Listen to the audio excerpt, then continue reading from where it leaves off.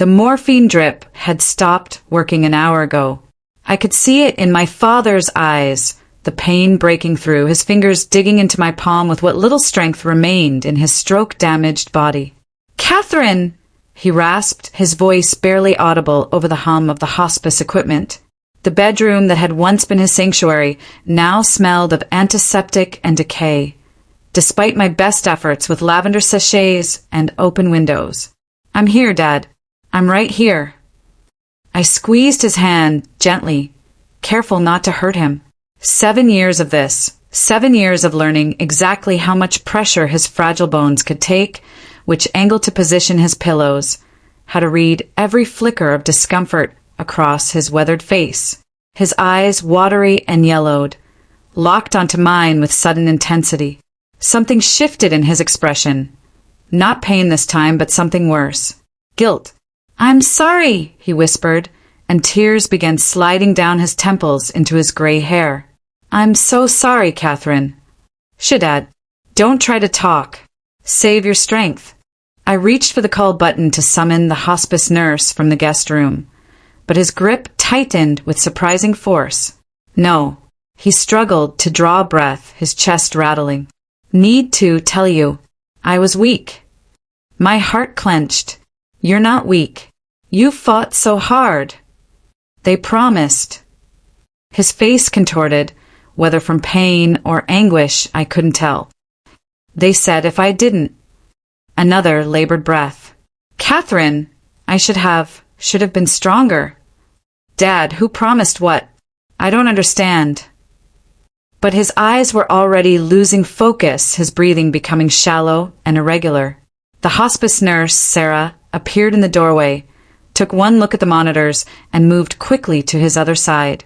"It's time," she said softly. Robert Morrison died at 3:47 a.m. on a Tuesday in October, his daughter holding his right hand, a nurse holding his left, his last words an apology that made no sense. I sat with his body until dawn broke through the curtains, the same curtains I'd washed every 2 weeks for 7 years, in the same room where I'd administered medications, changed sheets, read novels aloud, and watched my own life disappear into the relentless machinery of caregiving. Before I tell you what happened next, let me ask you something. Have you ever sacrificed everything for family? I mean everything. Your career, your relationship, your savings, your future? Have you ever given years of your life to care for someone you love, only to wonder if anyone noticed? Drop a comment and let me know. And tell me what city you're from. I want to know I'm not alone in this. My name is Catherine Morrison. I'm 34 years old, and I just spent 7 years caring for my dying father. 7 years of physical therapy exercises and medication schedules. 7 years of bathing a grown man, of managing incontinence with dignity, of translating slurred speech for visiting nurses. 7 years of watching my engagement fall apart because David couldn't compete with my father's needs. 7 years of ignoring calls from former colleagues until they stopped calling altogether. 7 years of draining my savings account $20 at a time for copays and grab bars and special shoes with grip soles. My 3 siblings contributed exactly nothing. Michael, the corporate lawyer, visited maybe once a year. Vanessa, the socialite, showed up for Christmas and Easter photo opportunities. James, the real estate developer, came 3 times in 7 years. But that was over now. I'd done my duty. I'd been the good daughter, the devoted caregiver, the one who actually showed up. And now, finally, I could grieve, bury my father with dignity, and start rebuilding the life I'd sacrificed. 2 weeks later, I walked into the law offices of Thornton and Associates. The lobby was all marble and mahogany, the kind of place that charged $400 an hour just to answer an email. My siblings were already there, arranged on a leather sofa, like they'd posed for a family portrait. Michael in his tailored Tom Ford suit, checking his Rolex. Vanessa in head-to-toe Chanel, her blonde highlights perfect even in mourning.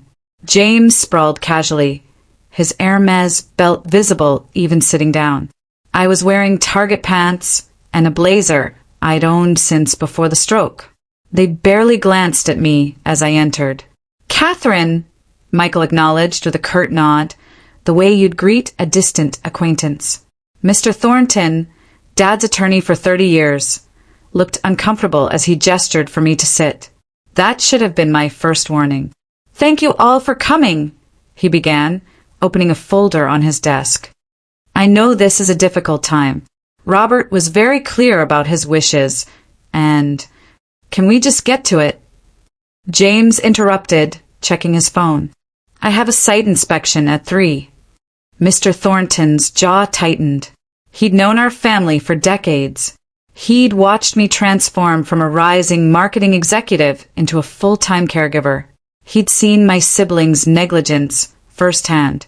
Very well. He pulled out a document. Robert's will was last updated 8 months ago. 8 months ago, when Dad was still lucid, still able to sign documents. When I was still changing his sheets and making his meals and believing that sacrifice meant something.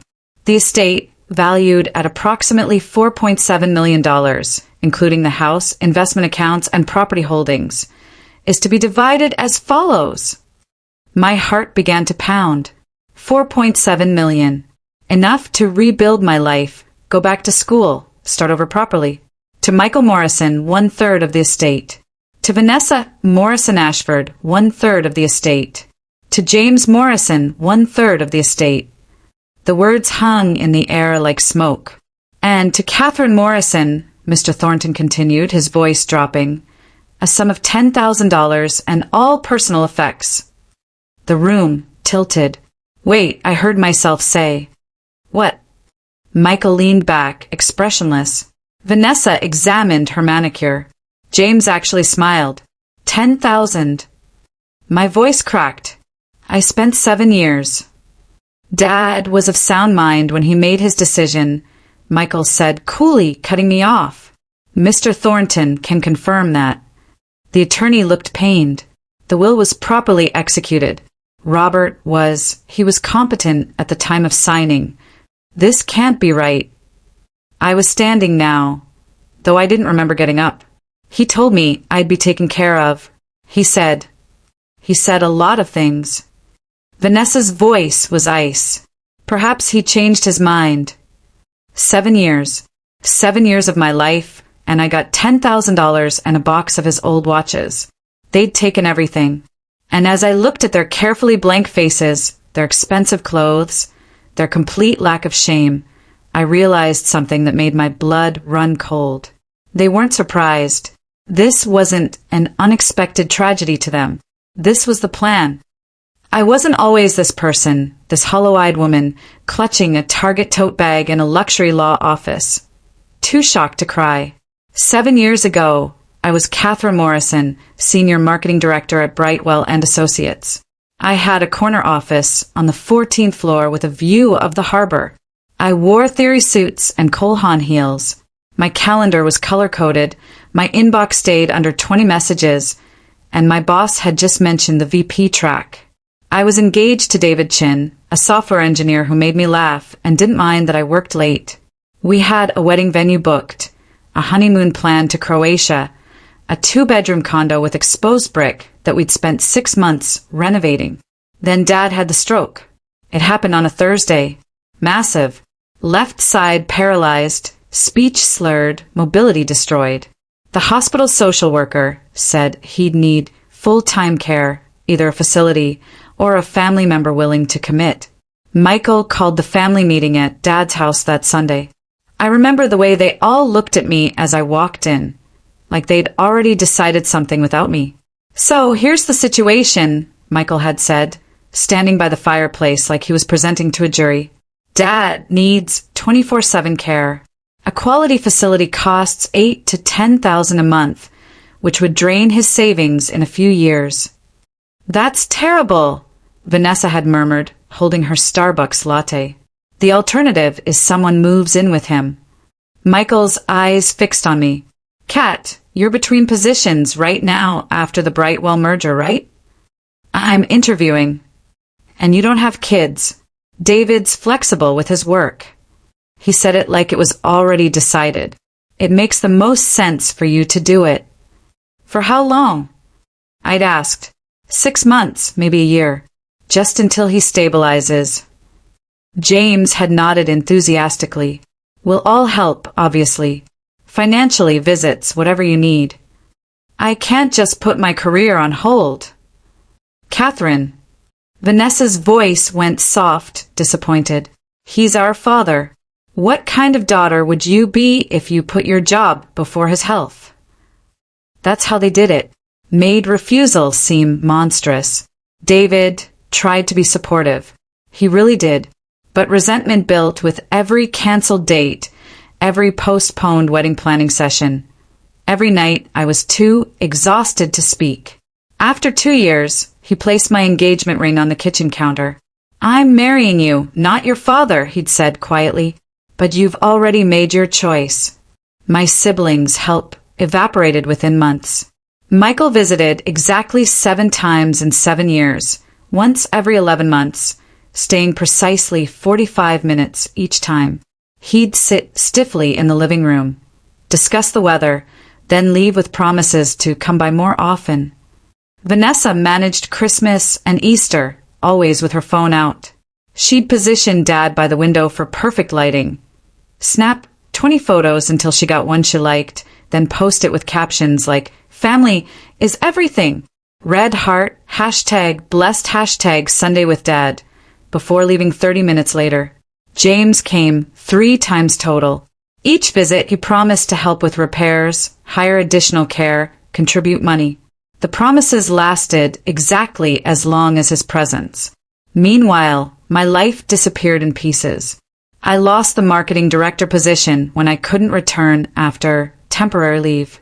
My savings evaporated, copays, medications, home modifications, wheelchair van after I sold my car. I applied for remote jobs. But who wants to hire someone whose father might need emergency care mid-meeting? I watched my LinkedIn network forget I existed. My professional wardrobe gathered dust while I lived in leggings and old t-shirts, smelling of antiseptic and my father's soap. Friends stopped inviting me out after I canceled too many times. The house deteriorated around us. The roof leaked. The paint peeled. I couldn't afford repairs, and my siblings certainly didn't offer. But Dad noticed everything. "You're the only one who really cares," he'd say, his good hand squeezing mine. The only one. I believed it meant something. Now, standing in that law office, Michael's words echoed. Dad was of sound mind when he made his decision. The decision to leave me nothing. Over the next week, I learned the full extent of their betrayal. Mr. Thornton, guilt-ridden, let slip that my siblings had visited Dad during my rare absences. Doctor's appointments I couldn't attend, the weekend I had the flu. The day I went to David's father's funeral. They'd planted seeds of doubt. Told Dad I was complaining about caregiving burden. Suggested I was planning to put him in a nursing home to get my life back. Showed him brochures for facilities, implying I'd already been researching options. They told him, Mr. Thornton said quietly, that if he didn't change the will, you'd put him in a home and they'd never let him see his grandchildren. They said Michael's kids were afraid to visit because you made the house too depressing. Michael's children visited exactly twice in 7 years. They'd manipulated a dying, frightened man, and it worked. I moved into a cramped studio apartment in a building that smelled like fried food and mildew. The house, of course, went to James as part of his third of the estate. He gave me 2 weeks to pack Dad's personal effects, boxes of old photos, clothes, and books nobody wanted. I got a job at a coffee shop called Morning Grind, making $9 an hour plus tips. At 34, I was back to entry level, competing with college students for shifts. My siblings posted photos of their new purchases on social media. Michael's family vacation to Turks and Caicos. Vanessa's investment in a vacation property in Napa. James's boat. Meanwhile, I counted quarters to do laundry. 3 months after the will reading, I hit absolute bottom. It was a Tuesday night, sitting on my second-hand futon, eating ramen from the pot because I couldn't afford to run the dishwasher for one bowl. The studio was so small my bed, kitchen, and living room were all visible from the front door. Water stains marked the ceiling. My neighbor's television blared through paper-thin walls. This was my life now. This was what 7 years of sacrifice had earned me. I looked at the cardboard boxes of Dad's effects I hadn't yet unpacked. What was the point? Old photos of a family that didn't exist anymore. Books I'd read to him during his final years. His clothes that still smelled faintly of a soap. I almost threw them all away. But something made me open one more box. Just one. And that's when I found the journal. The box was labeled Photo Albums 1985 to 2010 in my own handwriting. I almost didn't open it. What good would old memories do now? But insomnia and ramen-induced nausea kept me awake, and I needed something to do besides calculate how many shifts I'd need to cover next month's rent. I pulled out the albums one by one. Dad as a young man, dark-haired and confident. Mom before the cancer took her when I was 16. All 4 of us kids at various ages, smiling like we actually liked each other. At the bottom, wedged between 2 albums, was something I'd never seen before. A leather-bound journal, worn at the edges, the kind with a strap that wrapped around to keep it closed. My father's name embossed on the cover in fading gold. Robert J. Morrison. My hands trembled as I opened it. The first entry was dated 3 years ago, written in Dad's shaky post-stroke handwriting. Harder to read, but unmistakably his. March 14th. Catherine doesn't know I'm writing this. My left hand barely works, but I need to document what's happening. I need someone to know the truth, even if I'm too weak to speak it. I sat up straighter, my heart beginning to pound. Michael came today. Not a social visit. He brought papers about updating my will, said it was smart estate planning. But the way he talked about Catherine, suggesting she's burdened by me, hinting she complains to them about the sacrifice. She's never complained. Not once. She's given up everything, and she's never made me feel like a burden. I told him I'm leaving everything to her. She deserves it. He left angry. I flipped forward, hands shaking. April 2nd. Vanessa visited while Catherine was at my doctor's appointment. She had photos on her phone, nursing home brochures. She claimed Catherine had been researching. Just looking at options, Daddy, she said sweetly. Catherine needs her life back. She's been telling us how hard this is. But Catherine hasn't said any such thing. I know my daughter. I know the difference between duty and devotion. Vanessa mentioned the grandchildren, how they're uncomfortable visiting, how Catherine makes the house too sad for them. She said if I went to a facility, they could visit more often. They visited twice in 3 years. My breath caught. The manipulation laid out in black and white. May 18th. James came today with the property proposal. Wants to buy the Riverside land for $300,000. Says it's fair market value. I know that land is worth over $1 million. I'm old and sick, not stupid. He said Catherine had mentioned I should sell it, that I needed liquid assets just in case. Another lie. Catherine manages my finances. She knows exactly what I have. When I refused, he got angry. Said Catherine was planning to put me in a home and take power of attorney. Said if that happened, I'd never see my family again. That they'd make sure of it. Tears blurred the words. I wiped them away, furiously, needing to read more. June 23rd. Michael came with the will. All 3 of them this time, while Catherine was at David's father's funeral. They had it all planned out. Said if I didn't sign, they'd stop visiting entirely. Said they'd make sure I never met Michael's new baby. Said Catherine was already planning to institutionalize me. She's just waiting for you to decline more, Vanessa said. She told us she can't do this much longer. I wanted to believe they were lying, but I was so tired, so afraid of dying alone. And what if they were telling some truth? What if Catherine does resent me? I signed the papers. I'm so ashamed. My hands clenched around the journal. Dad hadn't wanted to do it. They'd terrorized him into it. But then the entries shifted. July 10th. I've been watching them more carefully now, listening when they think I can't hear. And I'm discovering things. Michael takes calls in my hallway. I heard him mention offshore accounts and transfers that can't be traced.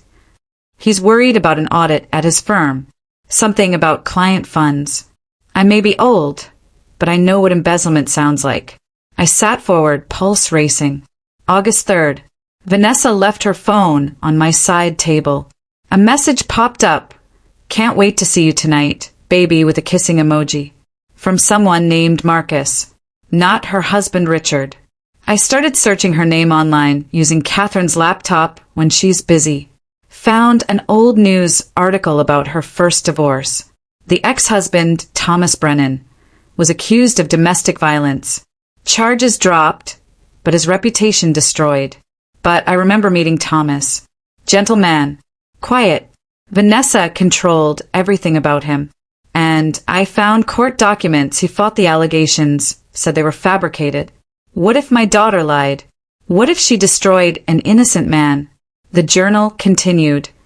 Entry after entry of careful observation. September 15th. James came to check on the property. While he was here, someone called about a building inspection. James stepped outside, but I heard him through the window. Tell Rodriguez the payment is ready. Same as always. Just mark it past. He's bribing inspectors. His buildings aren't safe. And he doesn't care. October 21st. They don't know I know any of this. They think I'm a senile old man they can manipulate. But I've been documenting everything. Every visit, every lie, every secret I uncover. Michael's offshore accounts in the Cayman Islands. Vanessa's affair and the truth about her first husband. James's construction fraud and the buildings that could collapse. They don't know I know. The final entries grew weaker, harder to read. February 8th. Catherine just brought me dinner. Sat with me while I ate. Told me about a book she's reading. She does this every night. Treats me like I'm still a person, not just a burden. I've made a terrible mistake. The will is wrong. She deserves everything. She's the only one who deserves anything. But I'm too weak now. Too afraid.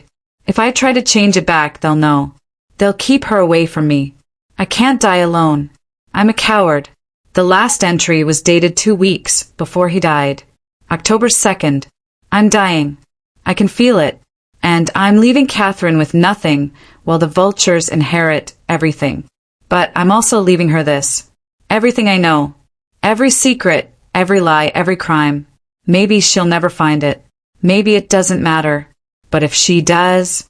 Catherine, I'm so sorry. I was weak when you needed me to be strong. They don't know I documented everything. Use it. Make them pay for what they did to both of us. Finish what I was too afraid to start. I love you. You were always the best of them. I closed the journal, my whole body shaking. Not from grief this time. From rage. Cold, clarifying rage. Dad had known. He'd discovered their secrets. Documented their crimes, gathered evidence. But fear had kept him silent. Well, I wasn't afraid anymore. I had nothing left to lose. They'd manipulated a dying man. Stolen my inheritance. Destroyed 7 years of my life. And they'd left me with the one thing they never expected. The truth about who they really were.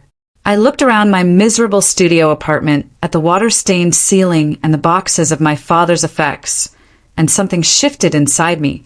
I would rebuild my life. I would claw my way back to stability and success. And while I did, I would investigate every single secret in that journal. Michael's embezzlement, Vanessa's lies, James's fraud. I would expose them all. I would take away what they valued most. Their reputations, their marriages, their precious fortunes. They wanted to make me disappear? Fine. I'd become invisible while I destroyed them. I'll finish what you started, Dad. I whispered to the empty room. The transformation had begun. The thing about hitting rock bottom is that you have nowhere to go but up. And when you're climbing out of a hole your own family dug for you, you get very strategic about each handhold. I started with online courses. Free ones at first, YouTube tutorials on Excel, Khan Academy lessons on data analysis. Then I used some of my precious $10,000 inheritance for a Coursera subscription. Digital marketing fundamentals, social media analytics, SEO optimization. Every night after my coffee shop shifts, I'd sit on my futon with my laptop, learning everything I'd missed during 7 years away from the industry. The skills had evolved. I evolved with them. During breaks at Morning Grind, I created social media profiles. Not as Catherine Morrison. That name was radioactive in my sibling circles. I became Sarah Chen, marketing consultant from Seattle, recently relocated to the area. Profile picture carefully sourced from a stock photo site. Backstory meticulously crafted. LinkedIn, Facebook, Instagram, all cross-referenced and authentic looking. Then Jennifer Blake, a real estate investor interested in new construction opportunities. And Melissa Rodriguez, a new member at the upscale gym where Vanessa worked out. 3 different personas, 3 different access points. Within 2 months, I'd leveraged my new skills into a better job. Social media coordinator at a mid-sized firm. Not glamorous, but it paid actual rent. I could finally stop counting quarters. Now I could focus on what really mattered. Michael James Morrison, Esquire, partner at Sutherland & Gray, one of the city's most prestigious corporate law firms. Married to Rebecca Morrison, elementary school teacher. 2 children, Sophie 9 and Nathan 6. 5-bedroom house in Riverside Estates. Member of the Lakewood Country Club. Net worth inflated. I started with public records. Bar association filings, court documents, property records. Michael owned a house worth $2.3 million on a partner's salary that, while generous, didn't quite math out. Rebecca taught 3rd grade. Where was the extra money coming from? Dad's journal mentioned offshore accounts. That meant looking deeper. I followed Michael for 3 weeks. Not physically, I couldn't risk being seen, but digitally. His calendar synced to a Google account with embarrassingly weak security. His credit card statements, obtained through a well-timed phishing email that he clicked without hesitation, told me where he went and when. The Grandview Hotel. Every Tuesday and Thursday, 6 p.m. Charged to his personal card, not the firm. I watched from my car the first time. Waited in the parking garage across the street, camera with telephoto lens ready. At 6:14 p.m., Michael arrived. At 6:22 p.m., a young woman in a pencil skirt and nervous energy followed. Jessica Hartwell, paralegal at Sutherland & Gray, 27 years old, single. I photographed them entering together. Waited 2 hours. Photographed them leaving separately, Michael's hand briefly touching the small of her back as they parted ways by the elevators. The affair was almost disappointing in its predictability, but it was leverage. The embezzlement took longer to uncover. I created a fake consulting firm and reached out to Sutherland & Gray's IT department about their cybersecurity audit services. The junior IT guy, eager to impress, mentioned in our preliminary consultation that they'd recently upgraded their financial software due to some irregularities in the client trust accounts. Irregularities.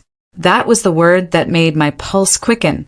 I spent $800 of my dwindling inheritance on a forensic accounting course, learned to read financial statements the way archaeologists read ruins, looking for what didn't belong, what had been buried, what told a story the surface didn't show.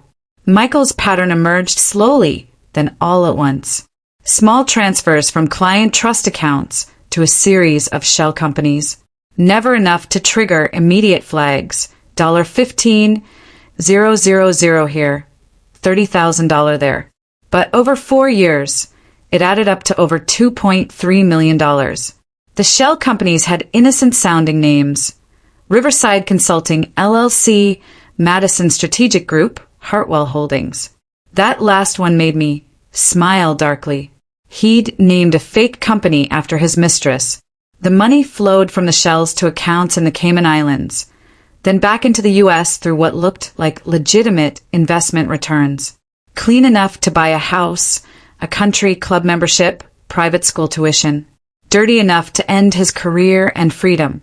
I documented everything. Screenshots, transaction records, paper trails connecting the dots. I created a timeline spanning 4 years, color-coded and cross-referenced. Rebecca Morrison was the wild card. Sweet Rebecca, who posted about her students' achievements and baked elaborate birthday cakes shaped like dinosaurs. Who had no idea her husband was stealing and cheating. I felt almost guilty about what came next. Almost. As Sarah Chin, I joined the Riverside Book Club, a group Rebecca had mentioned in a Facebook post. Showed up at the library with a well-read copy of their current selection and a warm smile. "I'm new to the area," I said, shaking Rebecca's hand. "Just moved here for work. Trying to meet people." Rebecca's smile was genuine. "Welcome. We're a friendly group. Mostly just an excuse to drink wine and pretend we read the whole book." Over the next 2 months, we became friends. Real friends, or as real as it could be under the circumstances. She talked about her students, her kids, her frustrations, and eventually, carefully about her marriage. "Michael's just so absent lately," she said one evening, third glass of wine in hand. "Always working late. Always on his phone." I suggested marriage counseling, and he looked at me like I'd asked him to join a cult. "That must be lonely," I said softly. "It is." Her eyes welled up. "I teach children about honesty and communication, and I can't even have an honest conversation with my own husband." I wanted to tell her everything right then, but timing mattered. The revelation had to come at the right moment, from the right source in the right way. Instead, I squeezed her hand. "You deserve better than absent." "Thank you, Sarah. I'm glad I met you." The guilt twisted deeper, but I didn't stop. By month 5, I had everything. Financial records proving embezzlement spanning 4 years. Photographs of Michael and Jessica entering the Grandview Hotel on 14 separate occasions. Copies of text messages retrieved from a carelessly unlocked phone during a chance encounter at a coffee shop. Testimony from a junior associate at the firm who'd noticed discrepancies and been told to mind your own business. I created an anonymous email account, concerned citizen 2847@protonmail.com. The message to Sutherland and Gray's senior partners was brief. "You may want to examine client trust account transactions handled by Michael Morrison between 2019 to 2023. Specifically, transfers to Riverside Consulting LLC, Madison Strategic Group, and Hartwell Holdings. Cross-reference with offshore accounts in the Cayman Islands. Follow the money. You'll find approximately $2.3 million missing." A concerned colleague. I didn't send it yet. The timing had to be perfect, simultaneous collapse across all 3 siblings. But the foundation was laid. The evidence was irrefutable. Michael had built his life on stolen money and broken vows. And I held every crack in the foundation, ready to pull. 1 down. 2 to go. 6 months into my investigation, I got promoted to digital marketing specialist. Better title, better pay, actual health insurance. I moved to a 1-bedroom apartment with a functioning dishwasher and neighbors who didn't scream at 2 a.m. My LinkedIn network was rebuilding. Former colleagues who'd forgotten I existed started accepting my connection requests. I was becoming visible again, professionally at least. Personally, I remained a ghost, which made investigating Vanessa remarkably easy. Vanessa Morrison Ashford. Socialite, philanthropist, Instagram influencer with 47,000 followers. Married to Richard Ashford, investment banker at Caldwell and Price. Penthouse in the Westmore district. Board member of 4 charitable organizations. Her Instagram was a carefully curated fairy tale. Charity galas in Oscar de la Renta gowns. Brunches at exclusive restaurants, casual selfies in Chanel. Every post dripped with hashtags about being blessed and giving back and luxury with purpose. The comments were universally adoring. "You're such an inspiration. True beauty inside and out." Goals. I wanted to vomit. As Melissa Rodriguez, I joined Vanessa's gym, an upscale boutique fitness center where monthly membership cost more than my old studio apartment rent. I took the same Pilates classes, worked out near her, established myself as a familiar face. Vanessa was the type who talked on her phone during cool-down stretches, assuming everyone around her was irrelevant. I became very good at stretching slowly while listening. "Marcus, I can't today," she said during one session, her voice dropping to what she thought was a whisper. "Richard's actually home for dinner. Tomorrow, usual place, 2 p.m. Marcus, the name from Dad's journal. I followed her the next day, not to the gym, but to the Harrington Hotel downtown. Watched her slip in through the side entrance at 1:58 p.m. wearing oversized sunglasses and a scarf, like she was in a bad spy movie. At 2:07 p.m., a man arrived. Mid-30s, muscular, wearing Lululemon head to toe. Marcus Chin, personal trainer, according to the gym's website. They emerged at 4:30 p.m. I got photos of them leaving together, Marcus's hand on Vanessa's lower back. Her face turned up toward his with a smile I'd never seen her give Richard. The affair was almost too easy, but it was just the beginning. Dad's journal had mentioned Vanessa's real reason for her first divorce. That required deeper digging into public records, court documents, the kind of research that kept me up until 3 a.m. with coffee and determination. Thomas Brennan, Vanessa's first husband, married for 3 years before their divorce 12 years ago. I found the court records through a legal database I accessed via my company subscription. The divorce petition made my blood run cold. Vanessa had filed a restraining order, citing escalating verbal and physical abuse. Thomas had been arrested based on her testimony. Bruises photographed, medical records submitted, her tearful statement to police. But the criminal charges were dropped 6 weeks later. Insufficient evidence, the prosecutor noted. Alleged victim's account inconsistent with physical evidence. I found Thomas through LinkedIn. He lived 3 states away now, working as an accountant at a small firm, a far cry from his pre-divorce position as a senior financial analyst at a major corporation. I called him as myself, Catherine Morrison. No fake persona this time. "Mr. Brennan, my name is Catherine. I'm Vanessa Morrison's sister, and I need to ask you about your marriage to her."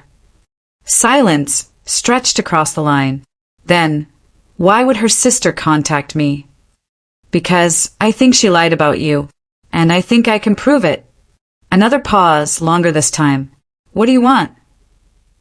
"The truth, and I think you deserve people knowing it." We met at a quiet restaurant halfway between our cities. Thomas was 41 now, thin and cautious, with the exhausted eyes of someone who'd been beaten down by circumstances beyond his control. "She destroyed me," he said simply, stirring sugar into coffee he wouldn't drink. The arrest made the news. My firm let me go. Liability concerns, they said. Friends disappeared overnight. My own family questioned whether the charges were really false. What actually happened? We had a fight, a bad one. She wanted me to co-sign on a loan for some investment opportunity, and I refused because it seemed shady. She threw a glass at the wall. I left, went to my brother's place to cool down. He stared at his untouched coffee. 2 days later, police showed up at my office. She had bruises on her arms, a cut on her forehead. Told them I'd grabbed her, shoved her into the wall. But you didn't. I never touched her. The bruises were in the wrong places. The detective told me later they looked self-inflicted, but her testimony was so compelling.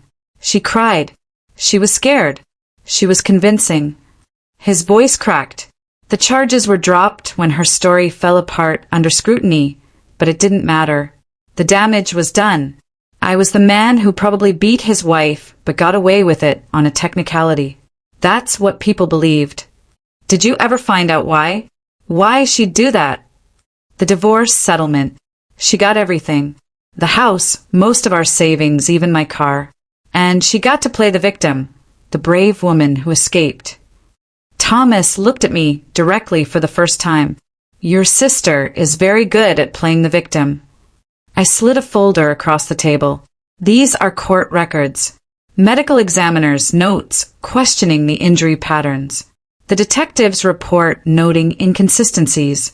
I've also found evidence that she's embezzling from her current charity foundation and having an affair.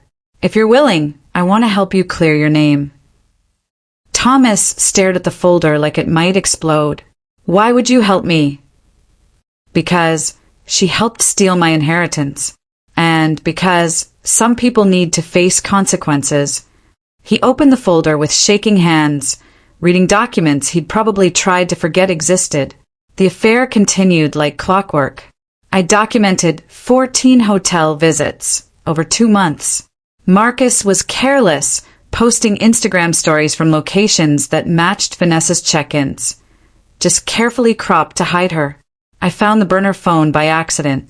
Vanessa left her gym bag unattended during a bathroom break, and curiosity made me look inside. Tucked in a zippered pocket was a second iPhone with a cracked screen. No password protection. Arrogance or stupidity, maybe both. The messages were explicit. Photos that would end her marriage instantly. Plans for secret meetings. Complaints about Richard being boring and never home anyway, as if that justified betrayal. I photographed everything and put the phone back exactly where I found it. The embezzlement took longer to prove, but Dad's instincts were right. I volunteered at the Hearts and Hands Foundation, Vanessa's pet charity that supposedly helped underprivileged children. I offered to help with social media, the perfect cover for someone who needed access to their systems and paperwork. The bookkeeping was a disaster. Donations went into the general fund. Expenses came out, but the documentation was deliberately vague. Event costs. Administrative expenses. Program materials. Nothing specific, nothing traceable. I spent 3 months cross-referencing credit card statements I'd acquired through creative means with foundation expenses. The pattern emerged slowly, then all at once. $3,200 to Bergdorf Goodman, listed as donor appreciation gifts. Except there was no donor event that month. $7,500 to a luxury resort, listed as a strategic planning retreat that never happened. $12,000 in consulting fees paid to a company that didn't exist beyond a fake website. Over 3 years, Vanessa had stolen $184,000 from a charity meant to help children. She was funding her designer lifestyle with money donated to help kids. I wanted to burn her life down immediately.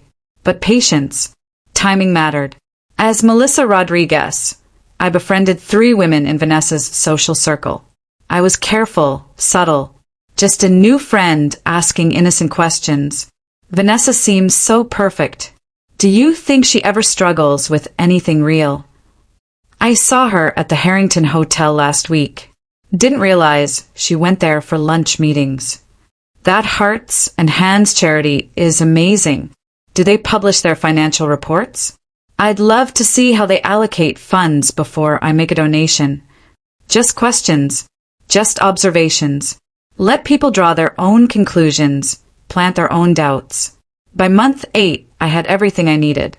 Court records proving Thomas's innocence. Medical examiners' notes questioning Vanessa's self-inflicted injuries. 14 documented hotel visits with Marcus. Photos and messages from the burner phone.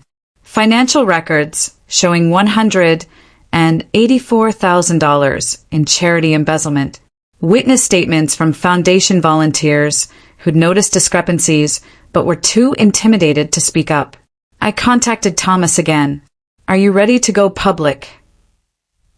Will it actually matter this time? This time we have proof. Real proof. And the media loves a fallen socialite story, especially one involving charity fraud and false accusations. He was quiet for a long moment.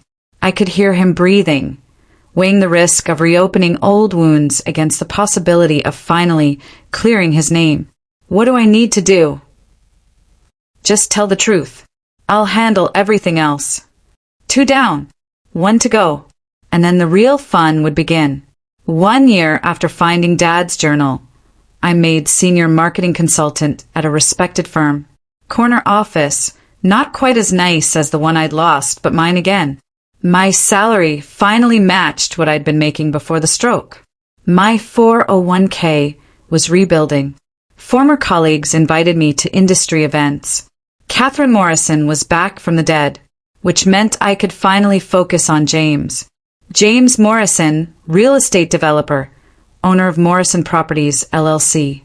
Engaged to Lauren Chin, an architect with her own firm. His company specialized in luxury condos and mixed-use developments across the city.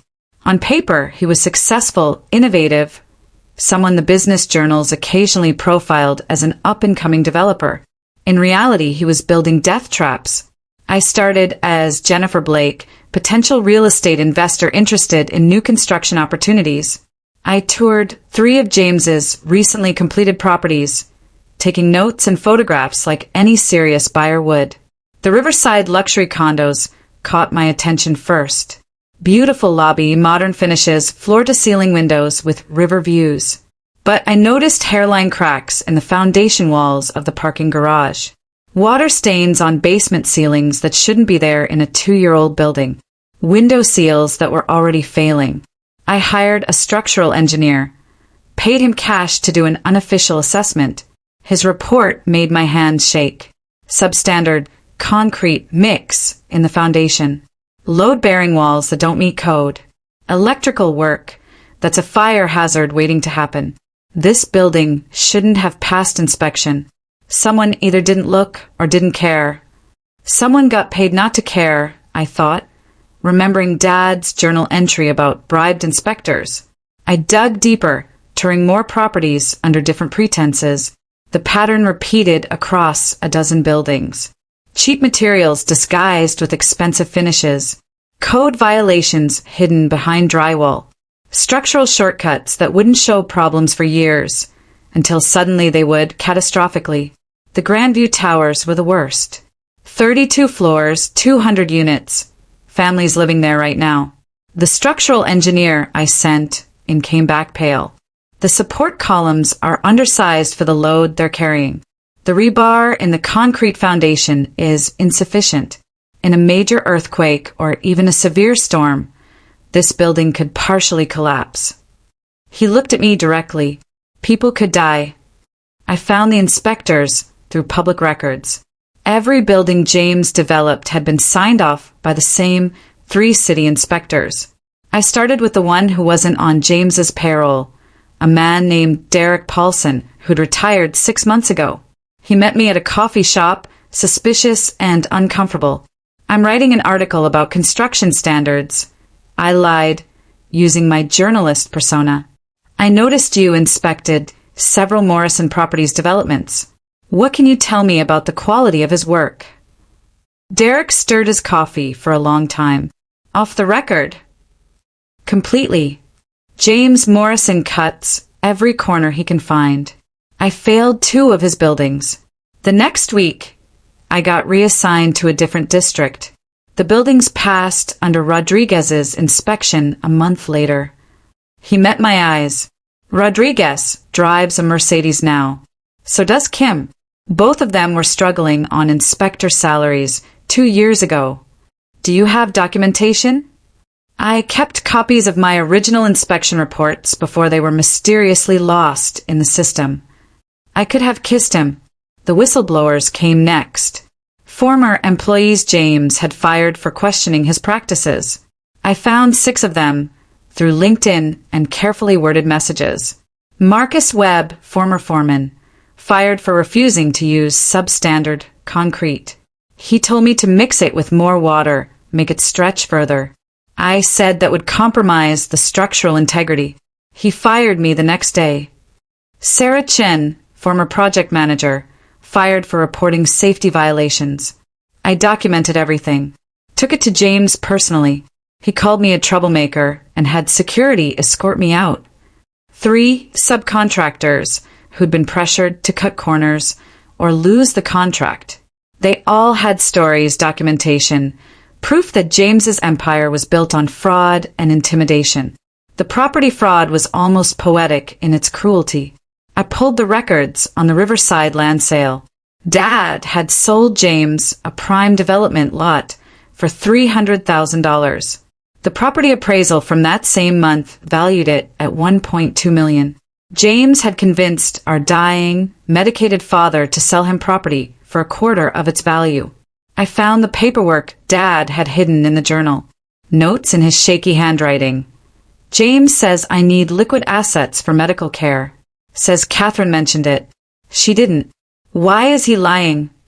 Another note dated a week later. James brought papers today. Says it's fair price. Seems low. Too tired to fight. Too scared he'll stop visiting. Elder exploitation. Financial abuse of a vulnerable adult.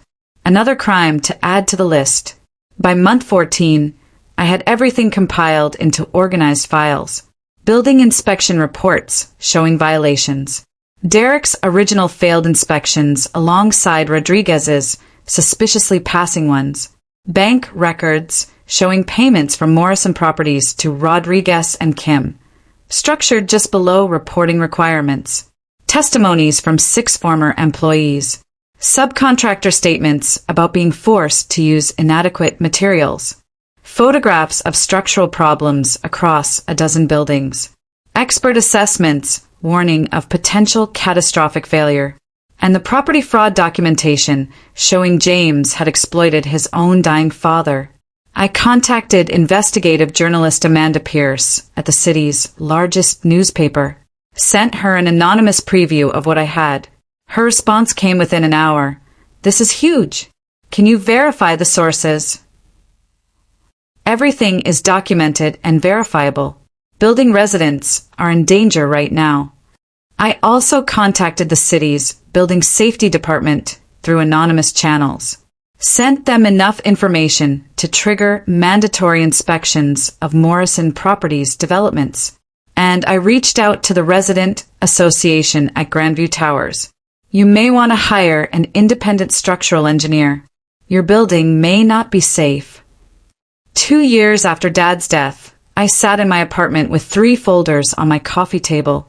Michael's embezzlement and affair, ready to destroy his career, marriage, and freedom. Vanessa's charity fraud, false allegations, and current affair, ready to obliterate her social standing and potentially her freedom. James's construction fraud, bribery network, and elder abuse, ready to bankrupt his company and possibly collapse his buildings along with his life. The timing had to be perfect. Simultaneous detonations, so they couldn't warn each other, couldn't coordinate a defense, couldn't use their resources to protect one another. I opened my laptop and drafted 3 emails. 1 to Sutherland and Gray's senior partners about Michael's embezzlement. 1 to the media about Vanessa's charity fraud and Thomas Brennan's story. 1 to Amanda Pierce with the complete James Morrison investigation. My finger hovered over the send button. Dad's journal lay beside me, open to his last entry. Finish what I was too afraid to start. I pressed send on all 3. The dominoes began to fall. The first domino fell on a Wednesday morning at 9:47 a.m. Michael was in a client meeting when 3 senior partners walked into the conference room, their faces granite. Michael, we need you to come with us. Now. I wasn't there, but Rebecca told me later, her voice still shaky with shock. They'd escorted him to a conference room where the firm's forensic accountants had spreadsheets covering every surface. For years of transactions, shell companies, offshore transfers, $2.3 million in stolen client funds, laid out in irrefutable detail. By 11:15 a.m., police arrived at Sutherland and Gray. Michael was arrested at his desk, handcuffed in front of associates and paralegals who'd once respected him. Jessica Hartwell watched from her cubicle, her face white. The firm's press release went out at 2 p.m. We are cooperating fully with law enforcement regarding serious allegations of embezzlement by former partner Michael Morrison. We are committed to making our clients whole and maintaining the integrity of our practice. Former partner. They'd already erased him. But I wasn't done. At 3 p.m., Rebecca received an anonymous package at her school. Photos of Michael and Jessica at the Grandview Hotel. 14 different dates. Text messages pulled from Jessica's carelessly backed up phone. Can't wait to feel you again. Richard's at the office until 8. We have time. You make me feel alive in ways my wife never could. Rebecca called me, her voice Sarah Chen's friend, not knowing she was talking to Michael's sister. He's been arrested for embezzlement. And now this. Sarah, he's been cheating on me for over a year. I'm so sorry, I said and meant it. Rebecca didn't deserve any of this. What are you going to do? I called a divorce attorney. I'm done. I'd anonymously ensured that attorney received every piece of evidence I'd compiled. Financial records showing Michael had been hiding assets. Documentation of the affair. Proof he'd used marital funds for hotel rooms and gifts for Jessica. Rebecca got everything. The house, the cars, full custody of Sophie and Nathan. Child support that would drain whatever assets Michael had left after legal fees. The children refused to visit him in jail. Sophie told the custody evaluator she didn't want to see the man who hurt Mommy. Nathan was too young to understand, but old enough to sense betrayal. Michael's parents released a statement disowning him publicly. We raised our son to have integrity. His actions are unconscionable and do not reflect our values. The prosecution was pushing for 10 to 15 years. Michael's attorney was suggesting a plea deal, but even with cooperation, he was looking at 7 years minimum. Career gone, marriage destroyed, children lost, reputation obliterated, freedom forfeit. Everything he'd valued, everything he'd stolen Dad's money to maintain was ash. The second domino fell that same afternoon. Thomas Brennan held a press conference at 4 p.m., his attorney beside him, 12 years of silence finally ending. The room was packed with reporters who'd been tipped anonymously about a major story.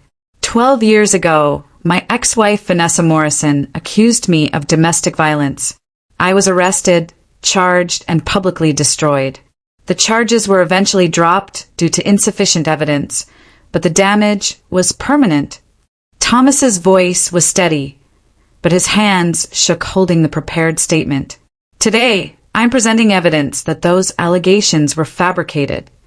He displayed court documents, medical examiner's notes questioning the injury patterns, the detective's report noting inconsistencies, a timeline showing Vanessa had been alone for the 2 days between their argument and her police report.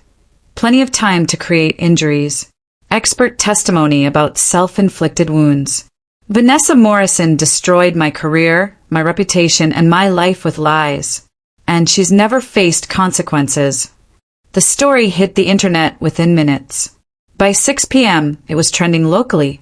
By 8 p.m., someone had leaked photos of Vanessa and Marcus leaving the Harrington Hotel, her hand in his, clearly more than just trainer and client.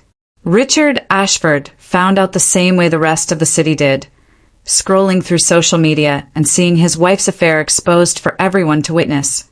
His sister called me later, someone I'd befriended in Vanessa's circle. Richard's devastated. He had no idea about any of it. But the knockout punch came Friday morning. The Hearts and Hands Foundation Board received an anonymous package containing 3 years of financial records. $184,000 missing. Documented with receipts, credit card statements, and a forensic analysis showing exactly how Vanessa had stolen from children's charity to fund her designer lifestyle. The board contacted authorities immediately. Criminal fraud charges were filed by noon. Vanessa's social media exploded. Followers who'd worshipped her turned vicious. You stole from children? Fake charity worker? False accusations and fraud? You're disgusting. Her friends, the social circle she'd cultivated so carefully, evaporated overnight. Group chats went silent. Event invitations were rescinded. Other charity boards removed her, issuing statements about maintaining integrity and public trust. Richard filed for divorce publicly, his statement cold and final. I am shocked and disgusted by revelations about my wife's character. I will be seeking dissolution of our marriage and have no further comment. Vanessa faced criminal fraud charges for the embezzlement, potential prosecution for the original false allegations against Thomas now that new evidence had emerged, and civil suits from both Thomas and the foundation. Her Instagram, once a shrine to her perfect life, became a graveyard of deleted comments and fleeing followers. The carefully constructed identity of Vanessa Morrison Ashford, philanthropist and socialite, collapsed into Vanessa Morrison, fraud and liar. Marriage destroyed. Social status obliterated. Reputation ruined. Freedom threatened. Identity erased. Everything she'd built on lies was gone. The third domino fell Sunday morning. Amanda Pierce's investigative report ran as the newspaper's front page feature. Luxury condos, deadly secrets. Local developers' buildings may be structurally unsafe. The article was devastating. Structural engineers describing critical safety violations. Former employees detailing systematic corner cutting. Inspectors explaining the bribery network. Photographs of cracking foundations and failing supports. Expert warnings that buildings could partially collapse. By noon, the city had ordered emergency inspections of all Morrison Properties developments. By evening, Grandview Towers was being evacuated, 200 families displaced because their homes were potential death traps. Monday brought the elder exploitation story. The property fraud, documented with Robert Morrison's own notes describing how James had pressured him, lied to him, exploited his illness to steal land worth $1 million for $300,000. Lauren Chen's statement came Tuesday. I am ending my engagement to James Morrison, effective immediately. His actions represent a fundamental moral incompatibility with my values. My firm will have no further professional association with Morrison Properties. The legal avalanche followed. Residents filed lawsuits, dozens of them. Criminal charges for building code violations, bribery, fraud, elder exploitation. Investors who'd trusted James with their money demanded repayment. Business partners fled. Banks froze accounts. Morrison Properties declared bankruptcy by Thursday. Every building, every asset, seized for litigation. James's personal accounts frozen, pending criminal proceedings. He'd built an empire on fraud and intimidation. Now he had nothing but legal fees and potential prison time. Business destroyed. Fiancé gone. Reputation shattered. Financial security obliterated. Future erased. Everything he'd valued, everything he'd manipulated a dying man to obtain, was dust. 3 siblings. 3 collapses. All within 1 week. Each losing exactly what they'd valued most. Michael's prestige and freedom. Vanessa's social standing and perfect image. James's business empire and financial security. The inheritance they'd stolen had funded their lies. Now the truth had taken everything. I watched it unfold from my office, monitoring news sites and social media, reading updates with coffee and quiet satisfaction. Dad's journal sat on my desk, open to the last page. Finish what I was too afraid to start. Mission accomplished. They figured it out separately, but they came together. Michael realized it first. Sitting in his childhood bedroom at his parents' house, out on bail with an ankle monitor digging into his skin. He'd been scrolling through the timeline of his collapse. The anonymous tip to the firm. The photos sent to Rebecca at the exact moment of maximum damage. The precision of it all. Then he found the message, slipped under his parents' door in a plain envelope. You took everything from someone who sacrificed everything. Now you know how it feels.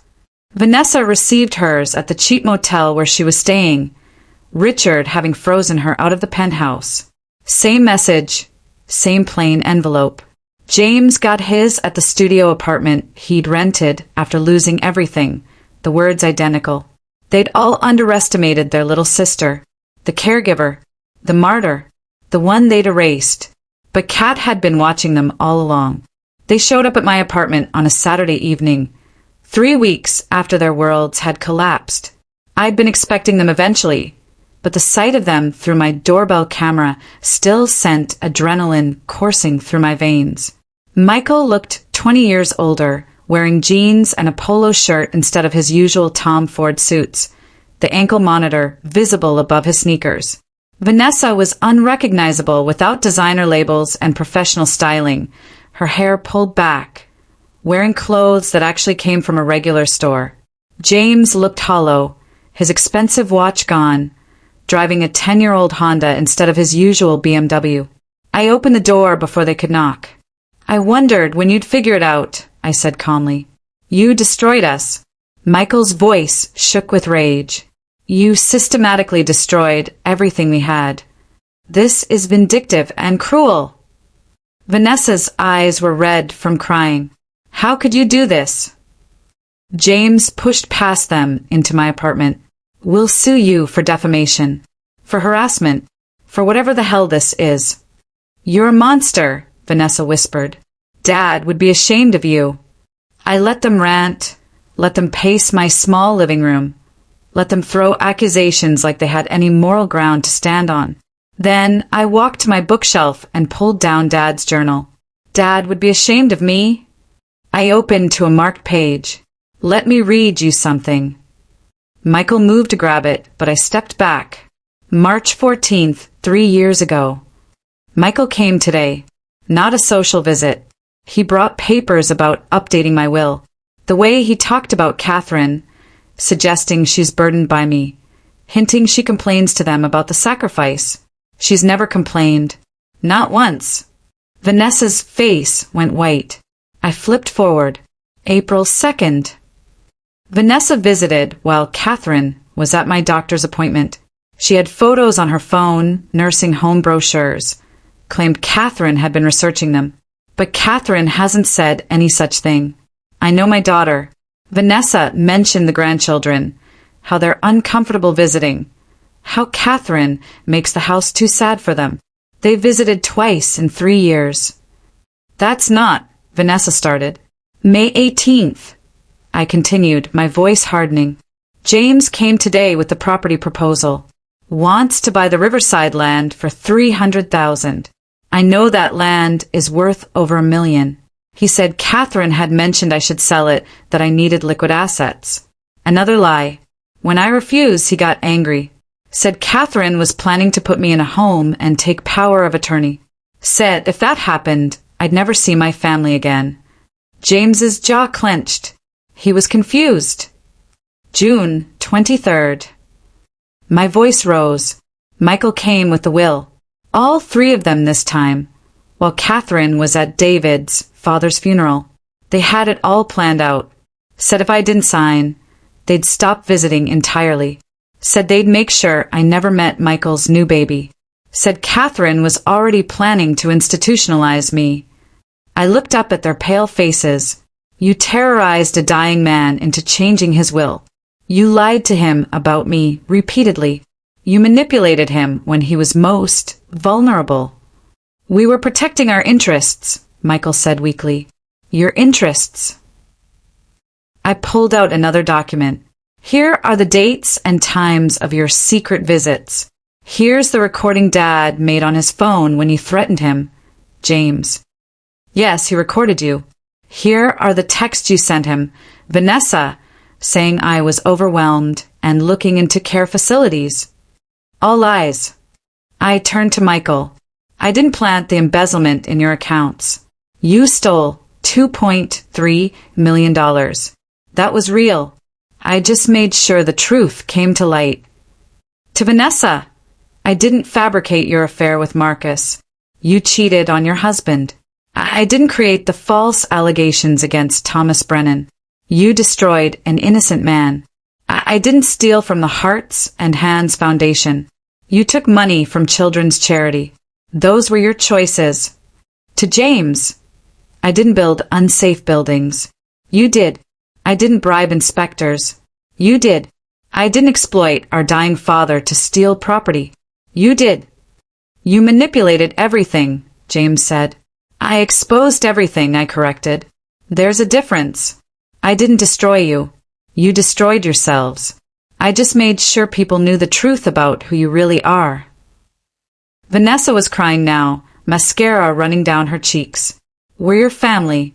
You stopped being my family when you manipulated Dad into disinheriting me. When you let me sacrifice 7 years while you lived your lives. When you took everything and left me with nothing. My voice was steel. You're just people I used to be related to.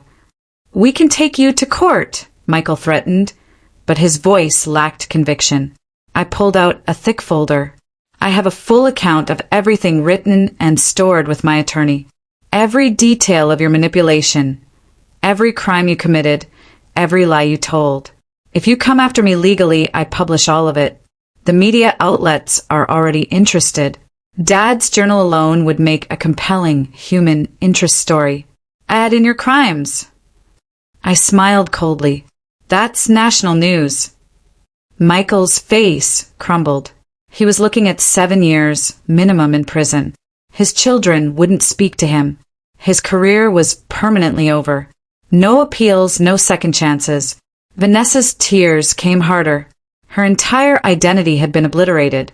The social circles, the charity work, the perfect image. All gone. A criminal record meant she'd never rebuild that life. James just stared at the floor.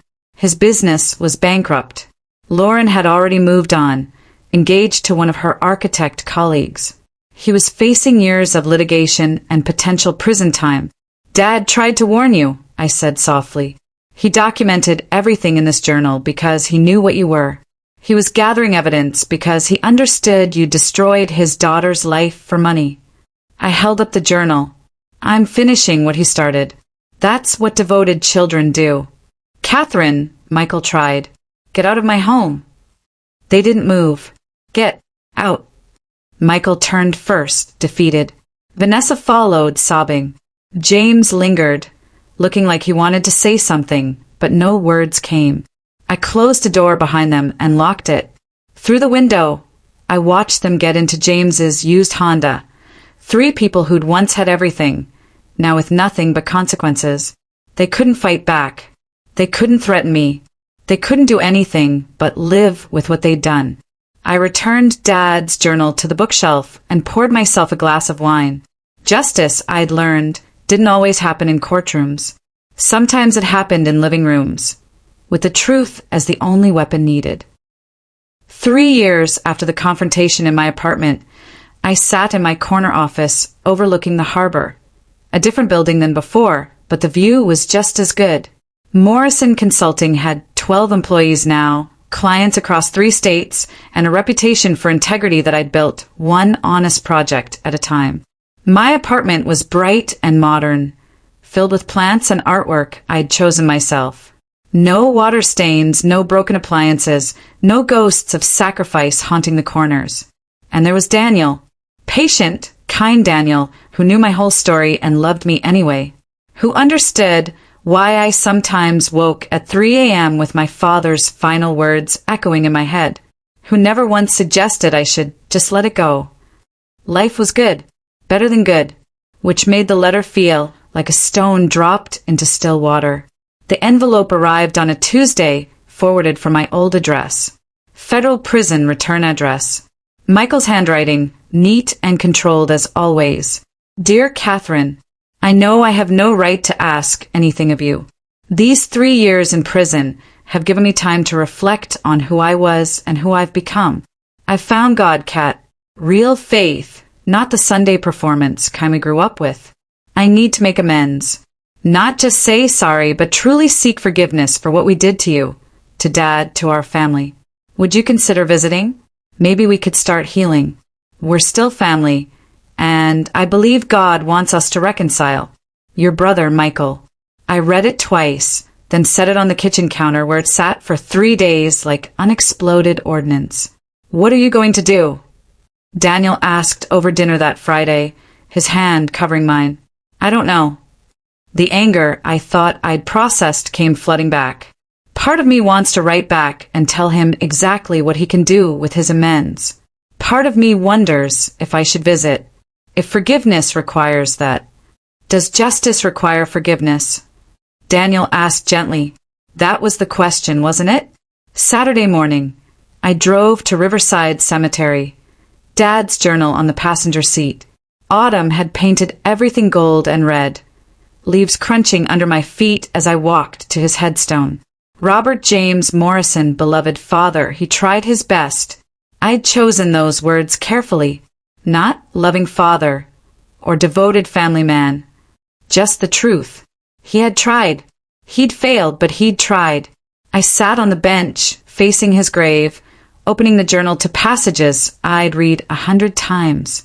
7 years of sacrifice, changing his clothes, managing his medications, reading to him during endless afternoons, watching my life dissolve while my siblings lived theirs, his deathbed apology that made no sense until I found this journal, the will revelation that shattered me, 2 years of investigation, building cases against 3 people who destroyed a dying man's peace of mind, the satisfaction of watching justice unfold exactly as planned, and now 3 years of peace.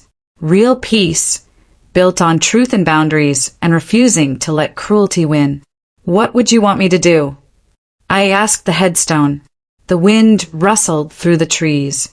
No answers came because dead men don't give advice. But I knew what Dad would say if he could. The same thing he'd written in his final entry. Use it. Make them pay. Finish what I was too afraid to start. I'd finished it. They'd paid. The question was what came after. The Robert Morrison Caregivers Foundation opened 18 months ago in a small office downtown. My success had funded it initially, but donations came from others who understood. Caregivers who'd sacrificed everything and got nothing. People who knew the system, failed the devoted. We provided emergency financial assistance when savings ran dry.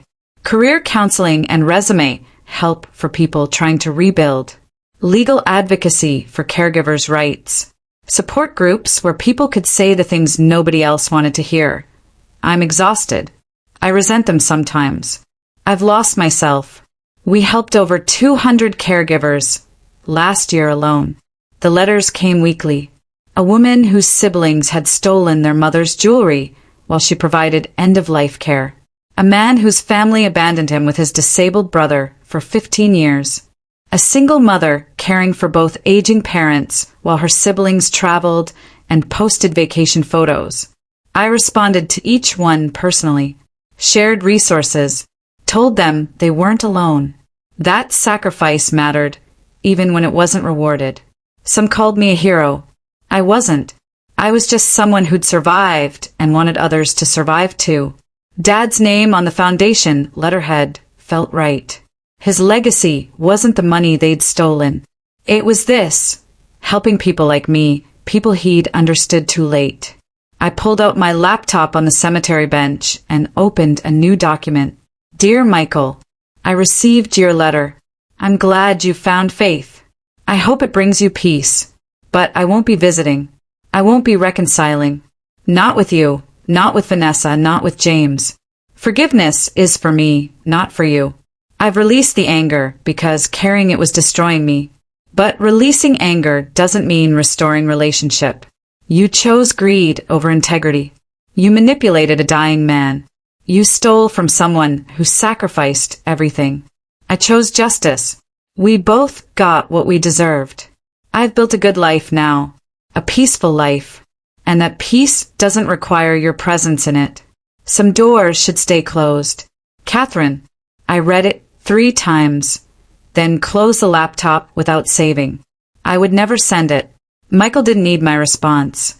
He needed to live with uncertainty, with the consequences of his choices, with the sister-shaped hole in his redemption story. My forgiveness was my own. He didn't get to know about it, benefit from it, or use it for his healing. I drove to Ocean Point, Dad's favorite beach, arriving as the sun began its descent toward the horizon. The journal felt lighter in my hands now, less like evidence and more like memory. I opened to his final entry, the words I'd memorized. Catherine deserves better than what I'm leaving her. I was too weak to stand up to them. I hope someday she can forgive me. She's the only one who truly loved me. The waves crashed rhythmically, eternal and indifferent. I forgive you, Dad, I whispered to the wind and the water. I understand you were afraid. I understand you were weak. I understand you tried to protect yourself by protecting them. A seagull cried overhead. I made sure your legacy survived. The foundation carries your name. It helps people like us, the ones who sacrifice, the ones who show up, the ones who actually care. The sun touched the horizon, painting everything gold. I finished what you started, not with revenge, but with truth. And we both found peace. Me in this life. You, I hope, wherever you are. I closed the journal and stood, my shadow long across the sand, no longer burdened by betrayal, free from the need for revenge, living life entirely on my own terms. My name is Catherine Morrison. I'm 37 years old. I spent 7 years caring for my dying father, sacrificing everything while my siblings sacrificed nothing. I spent 2 years seeking justice, methodically exposing the truth about people who'd built their lives on lies. And now I'm finally free. Not because they're punished, though they are. Not because I got revenge, though some might call it that. But because I'm at peace with my choices, my boundaries, and my life. Forgiveness doesn't require reconciliation. Healing doesn't need their apology. Justice and peace can coexist. Some doors should stay closed. And I'm finally okay with that. Did my story resonate with you? Have you ever had to seek justice for yourself when no one else would? Have you forgiven someone without reconciling? What does forgiveness mean to you? What city are you listening from? I want to know I'm not alone in this. And I want you to know you're not alone either. Let's meet in the comments. Share your story if you're comfortable. Your experience matters. Your pain is valid. Your survival is powerful. Subscribe for more stories about finding strength in impossible situations. Hit that notification bell so you never miss a story. And know this, whatever you're going through, whatever injustice you're facing, you're stronger than you think. Thank you for being part of this community. Thank you for listening to my story. Now, go live your life. The one you deserve. The one they tried to take from you. You've earned it.